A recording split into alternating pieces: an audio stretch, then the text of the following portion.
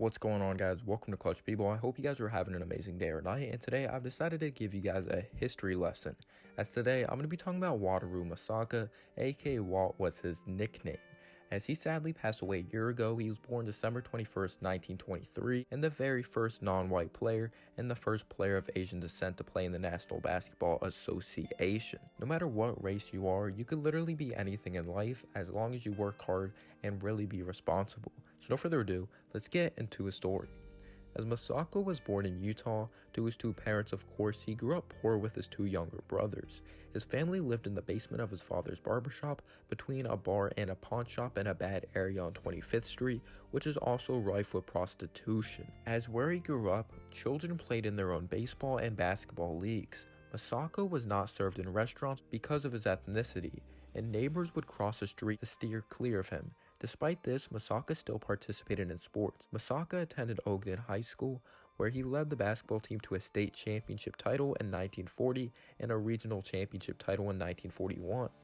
Getting into the interesting part of his life, after high school, Misaka continued his education at the same time that many other Japanese Americans were forced into intern camps. He attended Weber Junior College, where he helped to lead its basketball team to 2 championships. Misaka was named the most valuable player of 1942 Junior College postseason tournament, and in 1943 he was named the Weber Junior College Athlete of the Year. Misaka enrolled at the University of Utah and joined their basketball team. The young team finished with an 18-3 record in the 1943-44 season. They were invited to both the NCAA tournament and the National Invitation Tournament, aka the NIT. The team chose the latter because it was more prestigious at the time and meant a trip to New York City. The team lost to Kentucky in the first round of the tournament, but was given a chance to play in the NCAA tournament due to Arkansas's withdrawal because of a team accident. The team took advantage of this and won the tournament, winning the championship game 42-40 in overtime. 2 nights later, Misaka and his team played the NIT champions, St. John's, in an exhibition match at Madison Square Garden, where his team won 43-36. Misaka was later drafted for World War II and rose to the rank of Staff Sergeant. After 2 years, he returns to the University of Utah and rejoined the team. The team won their second national championship in 4 years because of their success. Utah was invited to the NIT championship tournament in New York. The team slid by the first 2 rounds before beating Kentucky 49-45 to capture the 1947 NIT championship title. Misaka held Wildcats All-American guard Ralph Beer to just 1 point.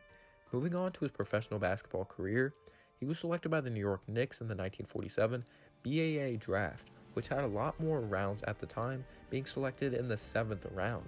He debuted as the first non-Caucasian player in the BAA, later known as the NBA. In 1947, the same year that Jackie Robinson broke the baseball color line, there were no press conferences or interviews to really document the footage of Misaka's first game. It wasn't a big thing, he said. Nobody cared. Misaka played in 3 games and scored 7 points in the 1947-48 season before being cut from the team mid-season. He believed he was cut because the Knicks had too many guards. Misaka said he did not feel any discrimination from teammates or opposing players during his time with the Knicks, but he did not mingle with everyone. During training camp, he was only close with future Hall of Famer Carl Braun. Later years, Misaka declined an offer to play with the Harlem Globetrotters, and he returned home to earn a degree in engineering from Utah. The salary for a rookie and the salary for starting engineering weren't much different. Misaka recalled he then joined a company in Salt Lake City as an electrical engineer. He and his wife Kate had 2 children. Misaka sadly died at the age of 94 on November 20th, 2019 in Salt Lake City. He really inspired players like Jeremy Lin. He also met a future Hall of Famer, most likely of Stephen Curry, one of the greatest shooters to ever play the game of basketball. But I hope you guys really were inspired by this. No matter what your ethnicity is, you could be anything you want in the world, as long as you put in the work. It does not matter because of the color of your skin. It all matters because of the character you are. And as always, guys, have a humble day or night. Peace out, y'all.